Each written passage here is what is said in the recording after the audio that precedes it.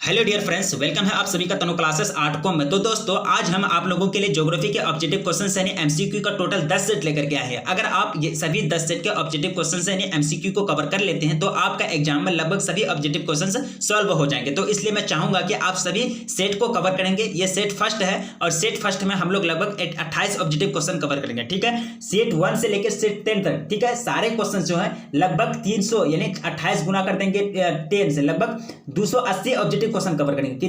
280 objective question cover करेंगे और ये क्वेश्चन से बार बार पूछा गया क्वेश्चन है और दमदार क्वेश्चन है। ठीक है, इसलिए मैं चाहूंगा कि आप किसी भी सेट को नहीं छोड़ेंगे। जैसे कि आप लोग एक तरह से थ्योरी कंप्लीट करते हैं तो इसी तरह हम लोग क्या करेंगे, बीच बीच में हम लोग एक एक सेट लाते रहेंगे। एक तरह से हम लोग का सेट भी, एक तरह से थ्योरी भी कंप्लीट होते चलेगा और एक तरह से हम लोग का ऑब्जेक्टिव क्वेश्चन से भी सेट जो मॉडल पेपर है वो भी कंप्लीट होते हुए चलेगा। तो चलिए देखते हैं सबसे पहला सेट हम लोग को क्या करा है, कौन कौन सा क्वेश्चन है इसमें।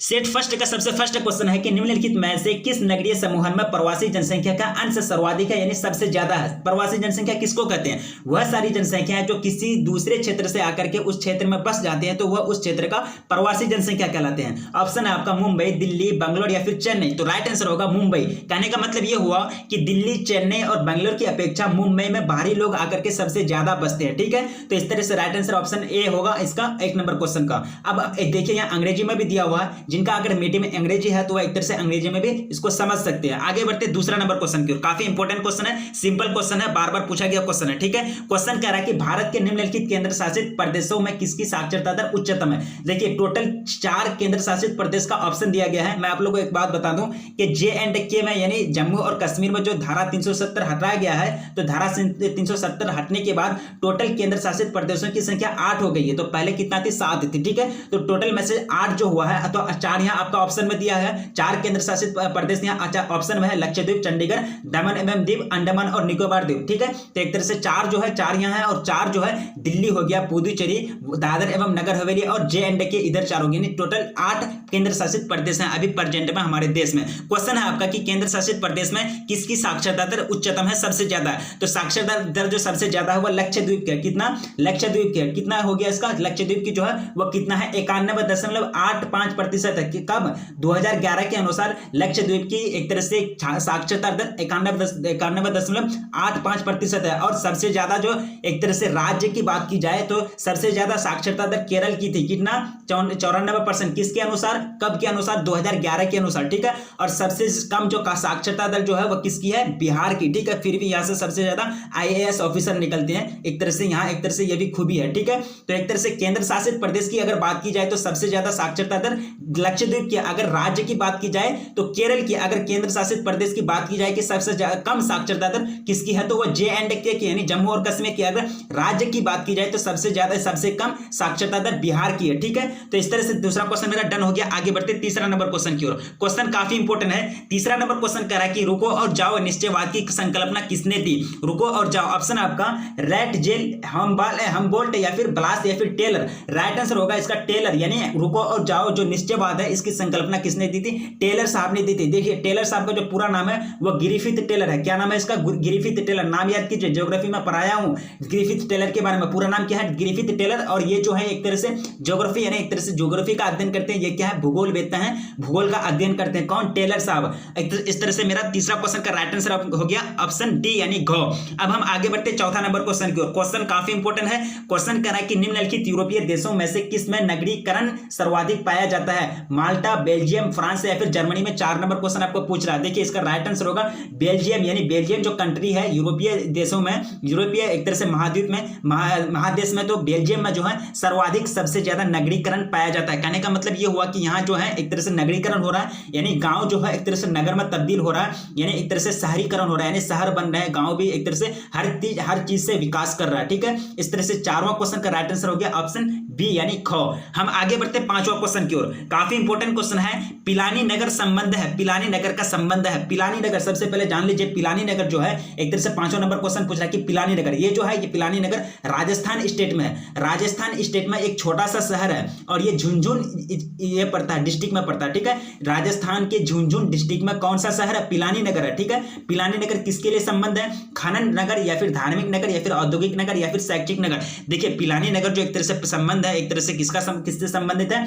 शैक्षिक नगर। शैक्षिक नगर कहने का मतलब ये हुआ कि पिलानी नगर में सबसे ज्यादा एक तरह से शिक्षा के एतबार से, शिक्षा के क्षेत्र में पिलानी नगर खूब फेमस है, एक तरह से बहुत ज्यादा आगे बढ़ चुका है। ठीक है, पिलानी नगर समझ लिए कहां है पिलानी नगर? राजस्थान का झुंझुनू डिस्ट्रिक्ट में। ठीक है, तो इस तरह से पांचवा क्वेश्चन का राइट आंसर हो गया ऑप्शन डी यानी घ। अब हम आगे बढ़ते छठा क्वेश्चन की ओर। क्वेश्चन कह रहा है कि निम्नलिखित में से कौन सा रबी फसल नहीं है?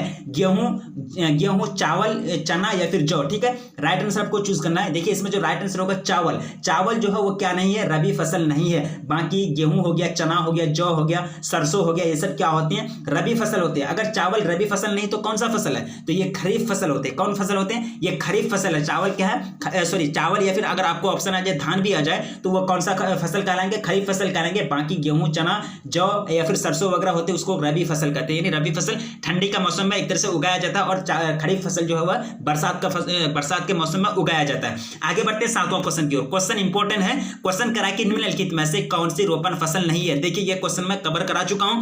चाय, रबर, कॉफी या फिर गेहूं। देखिए इसका राइट आंसर होगा गेहूं। बाकी तीनों के तीनों क्या है? रबर फसल है। रोपण फसल की मैं आप लोगों को एक तरह से थ्योरी में क्लियर करा चुका हूं ज्योग्राफी में। ठीक है, रोपण फसल यानी रोपण फसल में क्या होते हैं कि इसमें ज्यादा पूंजी लगते हैं और इसमें एक ही फसल के उत्पादन में ध्यान दिया जाता है। यानी एकल फसल उत्पादन की एक तरह से ये परंपरा होती है, फसल की कृषि की एक तरह से पद्धति होती है। ठीक है, सातवां क्वेश्चन मेरा डन हो गया। इसका राइट आंसर ऑप्शन डी हो गया यानी ऑप्शन घ।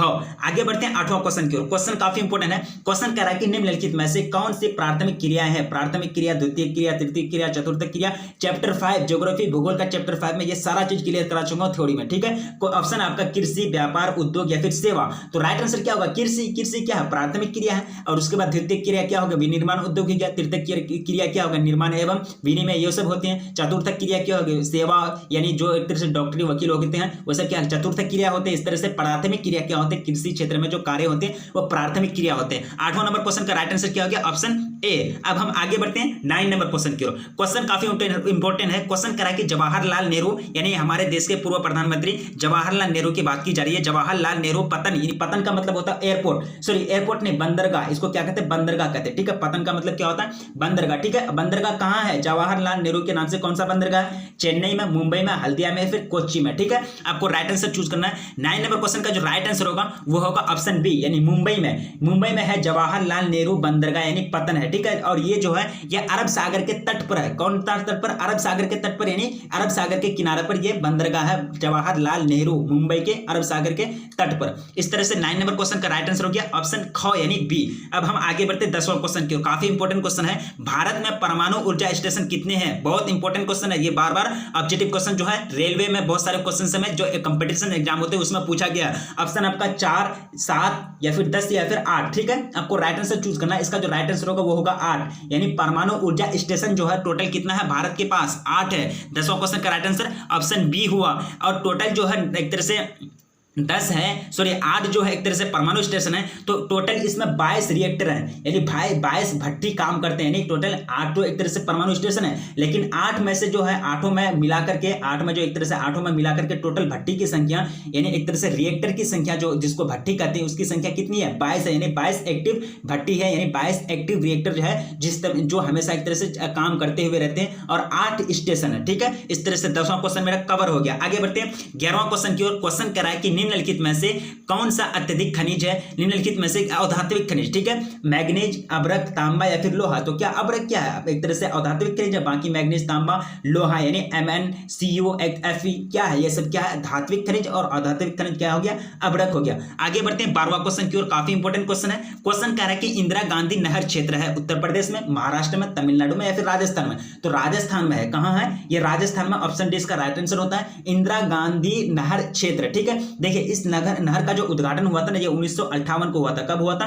1958 को हुआ था। और 1984 में इस नहर को एक तरह से नाम बदल करके क्या रखा गया? इंदिरा गांधी नहर रखा गया था। ठीक है, ये नहर कहां है? राजस्थान में है। आगे बढ़ते हैं 13वां नंबर क्वेश्चन की ओर। क्वेश्चन कह रहा है कि नागपुर योजना का संबंध है। 13वां नंबर क्वेश्चन आपका राइट आंसर को चूज करना है। इसका राइट आंसर क्या होगा? रेल परिवहन, सड़क परिवहन, वायु परिवहन या फिर जल परिवहन। नागपुर परियोजना का संबंध किससे है? ठीक है, इसका जो राइट आंसर होगा वो होगा सड़क परिवहन। किससे संबंध है इसका? सड़क परिवहन से संबंध है नागपुर योजना का, यानी एक तरह से नागपुर प्लान का। ठीक है, इस तरह से 13वां क्वेश्चन का राइट आंसर हो गया ऑप्शन बी। अब हम आगे बढ़ते हैं 14वां क्वेश्चन। काफी सिंपल क्वेश्चन है। क्वेश्चन कह रहा है कि कॉफी, चना, कपास डैश इत्यादि डैश फसल है। कॉफी, चना, कपास इत्यादि क्या है? डैश फसल है। रेशेदार पेय, नकदी या फिर खाद्य फसल, आपको राइट आंसर चूज करना है। इसका जो राइट आंसर होगा नकदी फसल, यानी एक तरह से ये सबको बेच करके नकदी पैसा कमाया जाता है, नकदी एक तरह से मुनाफा कमाया जाता है। कॉफी, चना, कपास वगैरह हो गया, ठीक है, इसको इसलिए क्या कहते हैं? नकदी फसल कहते हैं। आगे बढ़ते 15 नंबर क्वेश्चन की ओर। क्वेश्चन कह रहा है कि निम्न में से सर्वाधिक जन घनत्व का क्षेत्र कौन सा है? ध्रुवीय क्षेत्र, पश्चिमी चीन या फिर ऑस्ट्रेलिया महाद्वीप या फिर दक्षिण एशिया। 15 नंबर काफी इंपॉर्टेंट क्वेश्चन है, इसका राइट आंसर आपको चूज करना है। दक्षिण एशिया जो है, साउथ एशिया, वह एक तरह से सर्वाधिक जन घनत्व का क्षेत्र है। कहने का मतलब, जन घनत्व का मतलब समझते? जन का मतलब होता है लोग और घनत्व का मतलब होता है डेंसिटी, यानी एक तरह से सबसे ज्यादा जो एक तरह से घनत्व पाए जाते हैं लोगों की जनसंख्या घनत्व किस में पाए जाते हैं? जन को जनसंख्या भी कहते हैं, जन को आप जनसंख्या भी कहते हैं, ठीक है, जनसंख्या भी आप कह सकते हैं। तो इस तरह से जनसंख्या का घनत्व सबसे अधिक कहां होगा? दक्षिण एशिया में। किसके मुकाबले में? पश्चिम चीन, ध्रुवीय क्षेत्र और ऑस्ट्रेलिया महाद्वीप के मुकाबले में सबसे ज्यादा दक्षिण एशिया में। इस तरह से 15 क्वेश्चन का राइट आंसर ऑप्शन डी होता है। 16वां क्वेश्चन काफी इंपॉर्टेंट है। आगे क्वेश्चन पूछ रहा है कि निम्नलिखित देशों में से कौन सा आसियान का सदस्य नहीं है? देखिए आसियान के बारे में पढ़ा दिया गया है। 16वां क्वेश्चन आपको ये पूछ रहा है, ठीक है, ब्रुनेई या फिर इंडोनेशिया या फिर थाईलैंड या फिर बांग्लादेश, ठीक है। तो इसमें से जो है बांग्लादेश जो है एक तरह से आसियान का सदस्य नहीं है, एक तरह से आसियान का मेंबर नहीं है। Which of the following countries is not a member of ASEAN, ठीक है, ब्रुनेई, बांग्लादेश, इंडोनेशिया या फिर थाईलैंड। राइट आंसर क्या हो गया? बांग्लादेश। देखिए अंग्रेजी में भी दिया हुआ है, जिनको अगर अंग्रेजी समझ में आता है तो वो एक देखिए, आप लोग अगर हिंदी मीडियम से पढ़ते हैं वो एक तरह से अंग्रेजी मीडियम में भी एक तरह से ध्यान दीजिए, क्योंकि अंग्रेजी तो कहीं ना कहीं एक तरह से आपको पढ़ना ही है, क्योंकि अंग्रेजी का युग है। इस तरह से आप लोग, मैं चाहूंगा कि अंग्रेजी को भी एक तरह से ध्यान में दीजिए, अंग्रेजी में भी एक तरह से सॉल्व करने का कोशिश कीजिए। अब हम बढ़ते हैं 17 नंबर क्वेश्चन की ओर। क्वेश्चन करा कि कौन सा औद्योगिक अवस्थापन यानी अवस्थापना का कारक नहीं है? औद्योगिक अवस्थापना का कारक नहीं है बाजार, पूंजी, वनस्पति या फिर ऊर्जा। राइट आंसर चूज करना है। देखिए इसका जो राइट आंसर होगा वनस्पति। क्या वनस्पति कोई एक तरह से कोई उद्योग का अवस्थापना या फिर कोई उद्योग को स्थापित करने में सहायता करते नहीं करते हैं? उद्योग का स्थापना के लिए क्या क्या जरूरत पड़ती है? बाजार की जरूरत पड़ती है, यानी उद्योग के लिए, जैसे कि औद्योगिक क्षेत्र में यानी उद्योग में कोई भी फैक्ट्री में अगर कोई चीज बनेगा तो उसको बेचने के लिए बाजार की आवश्यकता पड़ती है, और उद्योग में को चलाने के लिए पूंजी की आवश्यकता पड़ती है, उद्योग को चलाने के लिए ऊर्जा की आवश्यकता पड़ती है, ना कि वनस्पति की आवश्यकता पड़ती है। अगर पड़ती भी है तो अप्रत्यक्ष रूप से, यानी डायरेक्टली रूप से नहीं पड़ती है, इनडायरेक्टली रूप से पड़ती है। बाकी तीनों बाजार, पूंजी और ऊर्जा को जो एक तरह से जरूरत पड़ती है, औद्योगिक अवस्थापना का कारक नहीं है। तो इस तरह से वनस्पति होगा, बाकी तीनों जो है कारक है औद्योगिक अवस्थापना का, ठीक है। अब हम बढ़ते हैं 8 और 18वां क्वेश्चन की ओर। क्वेश्चन कह रहा है कि किस राज्य में सबसे कम अनुसूचित जनजाति है? काफी इंपॉर्टेंट क्वेश्चन है। अनुसूचित जनजाति के बारे में पूछा जा रहा है, यानी शेड्यूल ट्राइब, जिसको कहते हैं शेड्यूल ट्राइब, एसटी, जिसको क्या कहते हैं? एसटी कहते हैं, शॉर्ट में हम लोग कहते हैं ना एससी एसटी कास्ट से बिलोंग करते हैं, या फिर कोई चीज को पूछता है ना कहीं अगर फॉर्म वगैरह भरने जाते हैं, ठीक है। 18 नंबर क्वेश्चन आपको ये पूछ रहा है, ठीक है। इसका जो राइट आंसर होगा वो होगा गोवा, यानी गोवा में जो है एक तरह से सबसे कम अनुसूचित जनजाति है, यानी एसटी यानी शेड्यूल ट्राइब्स की जो कम है जनसंख्या है वो सबसे कहां कम है? गोवा में, ठीक है। किस राज्य में सबसे कम अनुसूचित जनजाति है? तो गोवा में सबसे कम अनुसूचित जनजाति है। आगे बढ़ते हैं 19वां नंबर क्वेश्चन। क्वेश्चन काफी इंपॉर्टेंट है। क्वेश्चन कह रहा है कि मुंबई हाई प्रसिद्ध है, किसके लिए प्रसिद्ध है भाई? ज्वारीय ऊर्जा, पेट्रोलियम या फिर परमाणु ऊर्जा या फिर सौर ऊर्जा, ठीक है। परमाणु ऊर्जा या फिर ज्वारीय ऊर्जा या फिर सौर ऊर्जा। देखिए मुंबई जो हाई है वो प्रसिद्ध है पेट्रोलियम के। मुंबई हाई के नाम सुने होंगे, ये जो है कहां है? ये एक तरह से अरब सागर में स्थित है, ठीक है। ये भारत के है, ये भारत मुंबई से एक तरह से पश्चिम पड़ता है। मुंबई से अगर एक तरह से अरब सागर की ओर जाएंगे तो पश्चिम पड़ता है, ये एक तरह से नाव से जाना पड़ता है, यानी शिप से, यानी एक तरह से समुद्र के माध्यम से, समुद्र के रास्ते से वहां जाते हैं। हमारे जो देश है वहां से एक तरह से जाकर के वहां एक तरह से मुंबई हाई से तेल निकालते हैं, कच्चा तेल निकालते हैं, ठीक है, यानी पेट्रोलियम निकालते हैं। मुंबई हाई किसके लिए प्रसिद्ध है? पेट्रोलियम के प्रसिद्ध है। इसके बारे में हम लोग 9th यानी 8th क्लास में भी हम लोग पढ़ चुके हैं, ठीक है। Mumbai high is famous for petroleum. अब हम आगे बढ़ते हैं 20वां नंबर क्वेश्चन। क्वेश्चन काफी इंपॉर्टेंट है। क्वेश्चन कह रहा है कि भारत के किस राज्य में विजयनगर इस्पात संयंत्र स्थित है? आंध्र प्रदेश, ओडिशा, कर्नाटक या फिर महाराष्ट्र। ऑप्शन आपका राइट आंसर चूज करना है। 4 ऑप्शन आपके सामने रखा गया, ठीक है। 20वां नंबर क्वेश्चन का जो राइट आंसर होगा वो होगा कर्नाटक, यानी भारत के किस राज्य में विजयनगर इस्पात संयंत्र स्थित है? विजयनगर इस्पात संयंत्र कहां स्थित है? कर्नाटक में स्थित है। कहां? कर्नाटक में स्थित है। अब हम आगे बढ़ते हैं 21वां नंबर क्वेश्चन। क्वेश्चन काफी इंपॉर्टेंट है। क्वेश्चन कह रहा है कि आईटीडीपी का संबंध किससे है? आईटीडीपी का रिलेशन किससे है? ऑप्शन आपको राइट आंसर चूज करना है। 21वां नंबर क्वेश्चन आपका स्क्रीन पर, या फिर समन्वित पर्यटन विकास प्रोग्राम से, या फिर समन्वित यात्रा विकास प्रोग्राम से, या फिर समन्वित जनजातीय विकास प्रोग्राम से, या फिर समन्वित परिवहन विकास प्रोग्राम से, ठीक है। 21वां क्वेश्चन काफी इंपॉर्टेंट है। राइट जो आंसर जो होगा समन्वित जनजातीय विकास प्रोग्राम, ठीक है। 21वां क्वेश्चन का राइट आंसर क्या हो गया? ऑप्शन डी यानी गौ। अब हम आगे बढ़ते हैं 22वां क्वेश्चन। काफी इंपॉर्टेंट क्वेश्चन है। बालाघाट के बारे में पूछा जा रहा है, यानी बालाघाट किसके लिए प्रसिद्ध है भाई?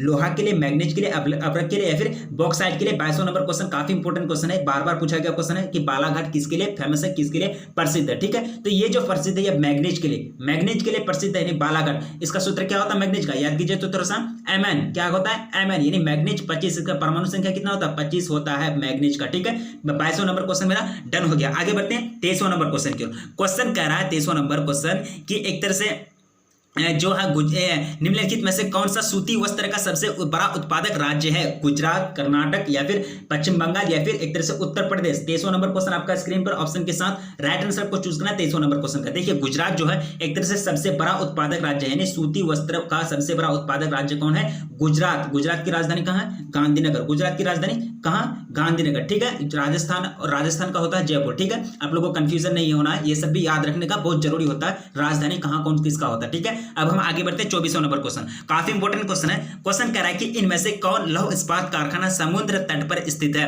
दुर्गापुर, शिवाकापत्तनम या फिर विजयनगर या फिर सलेम। समुद्र के किनारे पर बसा हुआ। ठीक है, यानी लौह इस्पात कारखाना कौन सा जो है वह समुद्र के किनारे बसा हुआ। देखिए इसमें से जो है विशाखापत्तनम जो है वह एक तरह से समुद्र तट पर स्थित है, यानी समुद्र के किनारे स्थित है लौह इस्पात कारखाना। इस तरह से 24वां क्वेश्चन का राइट आंसर हो गया ऑप्शन बी यानी ख। आगे बढ़ते 25वां क्वेश्चन काफी इंपोर्टेंट है। क्वेश्चन कह रहा है कि मिकिर पहाड़ी अवस्थित है अरुणाचल प्रदेश में, मध्य प्रदेश में, असम में या फिर मेघालय में। मिकिर पहाड़ी के बारे में सुने होंगे, बार बार पूछा गया क्वेश्चन है कि मिकिर पहाड़ी अवस्थित है, कहां अवस्थित है। 25वां नंबर क्वेश्चन का राइट आंसर आपको चूज करना है। इसका राइट आंसर होगा असम, यानी असम स्टेट में क्या है कि मिकिर पहाड़ी स्टेट है जो है अवस्थित है असम में। अभी हाल ही में बीजेपी ने एक तरह से 2021 में क्या किया, चुनाव वहां का जीता है, विधानसभा इलेक्शन वहां का जीता है, असम में ही सबसे पहला एनआरसी लगाया गया था। ठीक है, आगे बढ़ते 25वां क्वेश्चन मेरा डन हो गया। 26वां क्वेश्चन पूछ रहा है। 26वां क्वेश्चन कह रहा है कि राष्ट्रीय राजमार्ग यानी NH नेशनल हाईवे नंबर 2 किन्हें मिलाता है, किन्हें मिलाना है। ठीक है, दिल्ली को मुंबई से या फिर दिल्ली को कोलकाता से या फिर वाराणसी को कन्याकुमारी से या फिर चेन्नई को कोलकाता से। ठीक है, NH नंबर 2 यानी NH32 यानी नेशनल हाईवे जो है NH जो है नंबर 2 वो किसको किससे मिलाता है। ठीक है, 26वां क्वेश्चन सिंपल से ये बात आपको पूछा जाए तो बच्चा जानता है कि दिल्ली को कोलकाता से, यानी एक तरह से शेरशाह सूरी भी शायद इसको नाम दिया गया है, शेरशाह सूरी ने बनवाया था, दिल्ली को कोलकाता से इसको मिलाता है। NH2 यानी नेशनल हाईवे नंबर 2 किसको मिलाता है, दिल्ली टू कोलकाता। ठीक है, इस तरह से राइट आंसर हो गया ऑप्शन बी 26 नंबर क्वेश्चन का ऑप्शन बी ख नंबर इसका राइट आंसर हो गया। काफी इंपोर्टेंट क्वेश्चन है। क्वेश्चन कर रहा है 27वां क्वेश्चन की गद्दी जनजाति पाई जाती है। अब पूछा जा रहा है गद्दी जनजाति, गद्दी क्या है, एक जनजाति का प्रकार है। ठीक है, ओडिशा, तमिलनाडु, हिमाचल प्रदेश, कर्नाटक। आपको राइट आंसर चूज करना है। 27वां नंबर क्वेश्चन आपका स्क्रीन पर देखिए, इसका जो राइट आंसर होगा वो होगा हिमाचल प्रदेश। कहां पाई जाती है गद्दी जनजाति, कहां पाई जाती है भाई, हिमाचल प्रदेश में पाई जाती है। अब हम आगे बढ़ते 28वां क्वेश्चन की ओर। क्वेश्चन कह रहा है कि निम्नलिखित में से कौन सी अनुसूचित जनजाति भारत में सबसे अधिक संख्या में है। ठीक है, गोंड या फिर संथाल या फिर भील या फिर ओरो। आपको राइट आंसर चूज करना है। इसका जो राइट आंसर होगा गोंड, यानी गोंड जो है वह एक तरह से सबसे ज्यादा अनुसूचित जनजाति भारत में पाई जाती है। ठीक है, इसके बारे में हम लोग 9th क्लास में भी पढ़ चुके थे। ठीक है, जनजाति के बारे में, बिरसा मुंडा के बारे में हम लोग एक तरह से 9th क्लास में क्लियर पढ़ चुके थे। ठीक है, इसलिए पिछला चीज को याद रखना चाहिए, पिछला चीज कब आगे पूछ दिया जाता है कोई ठिकाना नहीं है। ठीक है, तो टोटल हम लोग 28 क्वेश्चन कवर किए। मैंने आप लोग को बताया कि एक तरह से ये जो है सीरीज चल रहा है, टोटल 10 सेट है, ये फर्स्ट सेट था। तो प्लीज कमेंट कीजिएगा। ठीक है, प्लीज आप लोग से रिक्वेस्ट की जा रही है, प्लीज आप लोग कमेंट नहीं करते तो प्लीज फिर आप लोग से एक तरह से रिक्वेस्ट की जा रही है, प्लीज कमेंट कीजिएगा कि सेट का क्वेश्चन कैसा लगा। एक तरह से सेट का क्वेश्चन अगर एक तरह से कहीं अगर आपको लग रहा है कि ये नहीं क्वेश्चन, ये क्वेश्चन का आंसर ये होगा, तो प्लीज कमेंट बहुत जरूर कीजिएगा। तो टोटल हम लोग क्या बोले थे कि टोटल 10 सेट है, 10 सेट में से ये पहला सेट है, 10 सेट में से ये फर्स्ट सेट है। ठीक है, ये फर्स्ट सेट है। इस तरह से हम लोग क्वेश्चन 28 क्वेश्चन कवर किए, सारे क्वेश्चन से इंपॉर्टेंट है। एक तरह से ये फर्स्ट सेट है। इसी तरह से हम लोग बीच-बीच में एक तरह से थ्योरी भी कंप्लीट करेंगे, हम लोग का थ्योरी भी कंप्लीट होगा और एक तरह से हम लोग का सेट में जो एक तरह से इंपॉर्टेंट क्वेश्चन है वो भी कंप्लीट होगा। ठीक है, तो दोस्तों कैसा लगा तो प्लीज कमेंट कीजिएगा। अगर चैनल पर पहली बार आए तो प्लीज चैनल को सब्सक्राइब कर लीजिए, क्योंकि चैनल पर आपको तैयारी कराई जाती है पूरी तरीके से। ये नहीं कि थ्योरी कंप्लीट कराए तो फिर सब्जेक्टिव क्वेश्चन नहीं, सब्जेक्टिव क्वेश्चन कराए तो MCQ यानी ऑब्जेक्टिव क्वेश्चन है, सारे चीज का एक तरफ से तैयारी कराई जाती है। तो रखिए अपने ख्याल, मिलेंगे फिर नेक्स्ट वीडियो में, तब तक के लिए जय हिंद।